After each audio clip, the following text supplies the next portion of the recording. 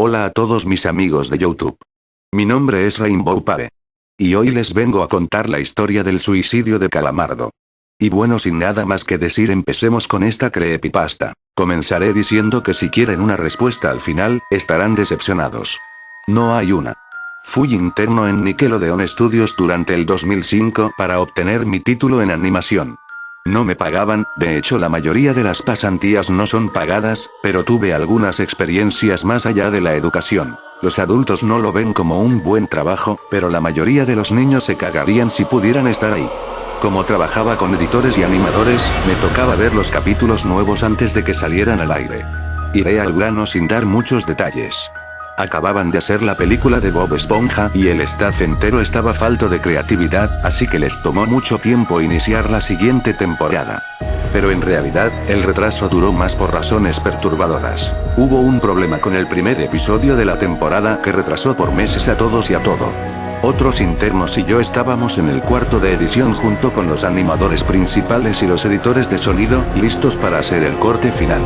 Recibimos una copia de lo que se suponía era Fear of a Krabby Patty y nos reunimos alrededor de la pantalla para ver. Ahora, dado que no era el corte final, a veces los animadores ponían un título falso en tono de broma, un chiste interno como cómo no funciona el sexo en lugar de Rockabye Valve cuando Bob y Patricio adoptan una ostra. Nunca fue nada en particular gracioso, pero siempre fueron chistes relacionados con el trabajo. Así que cuando vimos como título Skidward Suicide, el suicidio de Calamardo, no pensamos que fuera algo más que una broma mórbida. Uno de los internos incluso emitió una risa seca. Comienza con la música alegre de siempre. Inicia con Calamardo, practicando con el clarinete, errando algunas notas como siempre. Oímos a Bob riéndose afuera. Calamardo se detiene y le grita que se calle, puesto que tiene un concierto esa noche y necesita practicar. Bob dice que sí, y se va a ver a Arenita junto con Patricio. La splash screen de burbujas aparece y entonces vemos el final del concierto de Calamardo. Aquí fue donde todo se puso raro. Al estar tocando, algunos cuadros se repitieron una vez, pero el sonido no. En este punto el sonido ya está alineado a la animación, y eso no era común, pero entonces deja de tocar, el sonido termina como si nada hubiese pasado. Hay murmullos en la multitud antes de que comiencen a abuchearlo. No eran abucheos de caricatura comunes en el show, se podía escuchar malicia en ellos. Calamardo estaba visible de pie, nervioso y viéndose asustado. La imagen cambia, esta vez hacia el público. Bob Esponja está en el centro, y también abuchea, comportándose muy diferente a como lo hace siempre. Lo más raro de todo, es que todo el mundo tiene ojos hiperrealistas, muy detallados. Claramente no fotos de ojos reales, pero algo un poco más realistas. Tenían las pupilas rojas. Algunos nos miramos entre sí, obviamente confundidos, pero como no éramos los escritores, nunca nos preguntamos cómo le atraería eso a los niños. La toma cambia a Calamardo, que estaba sentado en la orilla de su cama, y se veía muy mal. Por su ventana se veía que era de noche, así que es poco después del concierto. La parte más aterradora es que en este punto, no hay sonido. Literalmente. Ni siquiera el sonido de los speakers en la habitación. Como si estuviesen apagados, aunque estaban trabajando perfectamente. Calamardo solo estaba ahí, sentado y parpadeando en silencio como por 30 segundos, y de repente comenzó a llorar. En el fondo se escuchaba un sonido como de una pequeña brisa a través de un bosque. Luego se cubrió la cara y lloró en silencio por un minuto, mientras el sonido poco a poco comenzó a intensificarse. Y de repente la pantalla comienza a acercarse a su rostro poco a poco. Por poco, me refiero a que solo es notable si miras las tomas con 10 segundos de diferencia.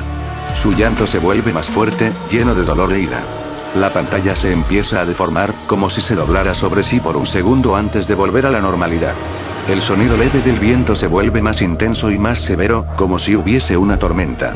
La parte tétrica es que este sonido de tormenta y el llanto de Calamardo suena demasiado real, como si el sonido no viniera de los speakers, como si estos fueran agujeros y el sonido viniese de otro lado. Aun si el estudio tiene un buen equipo de sonido, no tienen el equipo necesario para producir sonido de esta calidad. Bajo el sonido del viento y el llanto, algo comenzó a sonar, una especie de risa en intervalos raros y nunca durando más de un segundo para que no pudieras oírlo con facilidad.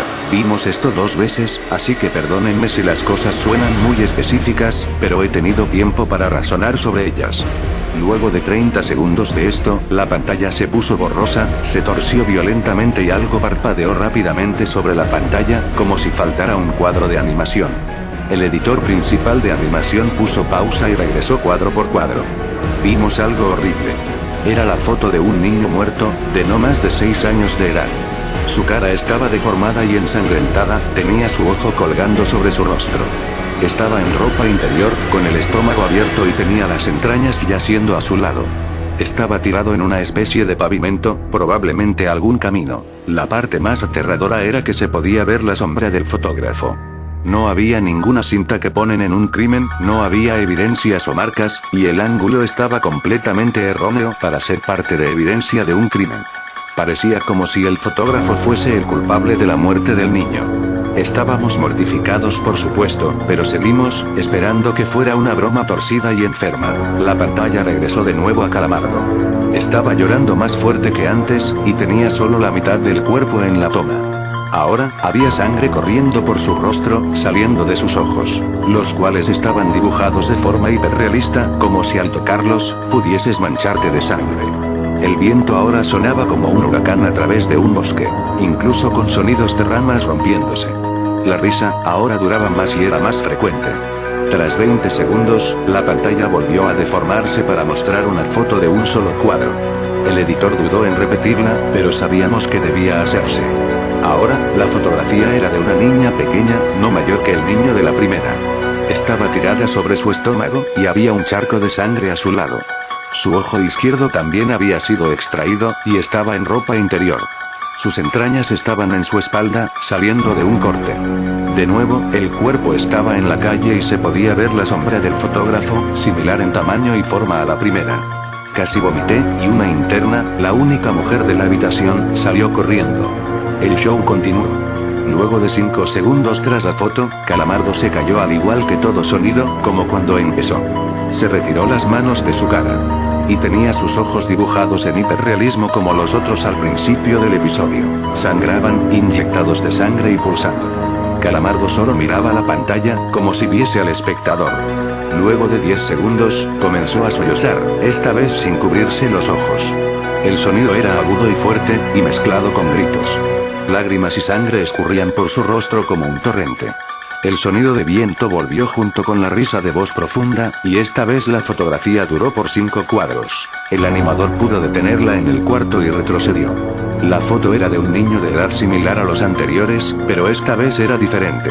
Las entrañas estaban saliendo del estómago, siendo arrancadas por una gran mano.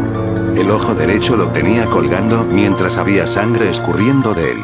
El animador procedió. Era difícil de creer. Avanzó al siguiente cuadro, la misma cosa. Volvió al primero, reproduciéndolos rápidamente y entonces yo me quebré. Vomité en el piso. Los animadores y editores estaban viendo horrorizados la pantalla. Los 5 cuadros no eran 5 fotos diferentes, eran los cuadros de un vídeo. Vimos como la mano levantaba lentamente las tripas, vimos los ojos del niño enfocándose en la mano, y vimos parpadear al niño los últimos 2 cuadros. El editor principal de sonido nos dijo que paráramos, que tenía que llamar al creador para que lo viera por sí mismo. El señor Illenburg arribó 15 minutos después, confundido y sin saber por qué lo habían llamado, así que el editor siguió con el episodio. Una vez que terminaron los cuadros, Calamardo volvió a aparecer, viendo al espectador, la toma enfocada en su rostro por 3 segundos.